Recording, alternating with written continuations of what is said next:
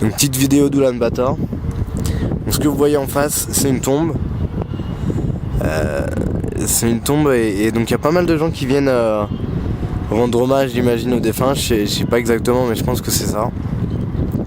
Donc rendre hommage aux défunts en donnant de la nourriture, en jetant il y a une dame qui venait là à l'instant acheter pas mal de lait, de raisins secs, de graines. C'est pour ça qu'il y a pas mal de pigeons.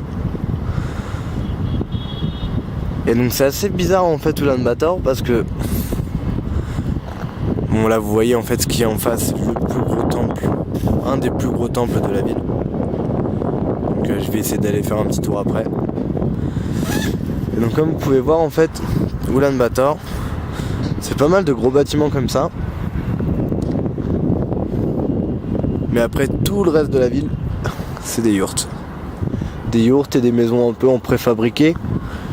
Mais c'est assez impressionnant. Parce que du coup la ville s'étale énormément alors qu'il y a... Enfin, comparé à sa population, c'est pas une énorme population.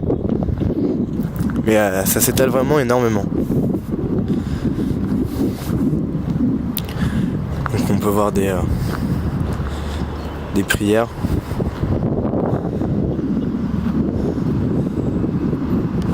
Et voilà. Tout ça. Des yourtes.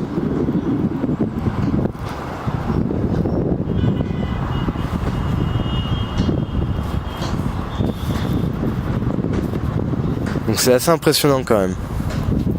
Assez impressionnant.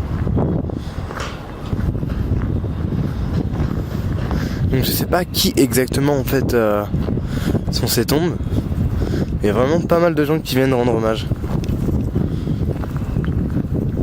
Et donc il faut faire plusieurs fois le tour de la tombe en jetant donc de la nourriture.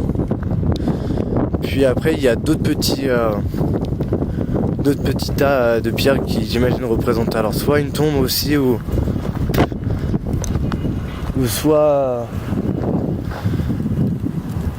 je sais pas exactement mais donc elle donne vraiment beaucoup.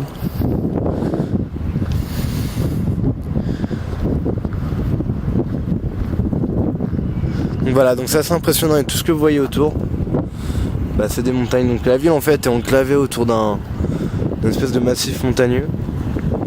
Et le problème c'est que donc il y a deux centrales à charbon. Et apparemment l'hiver, ils crament un peu tout ce qu'ils ont pour se réchauffer parce qu'il peut faire jusqu'à moins 40, moins 45, voire plus. Et le problème c'est qu'en fait tout le smog de la ville reste un petit peu à cause des montagnes alentours enclavées dans la ville, un peu emprisonnées. Et ce qui fait qu'Oulan-Bator c'est la ville la plus polluée donc en hiver, la capitale la plus polluée du monde. Ouais. Voilà, on le ressent un petit peu déjà maintenant mais pas trop. Apparemment l'hiver c'est vraiment quelque chose de ouf, il faut s'accrocher quoi. Donc voilà, moi je vous laisse. Je vais essayer d'aller voir le temple que je vous montrais tout à l'heure. Et puis voilà. Ciao.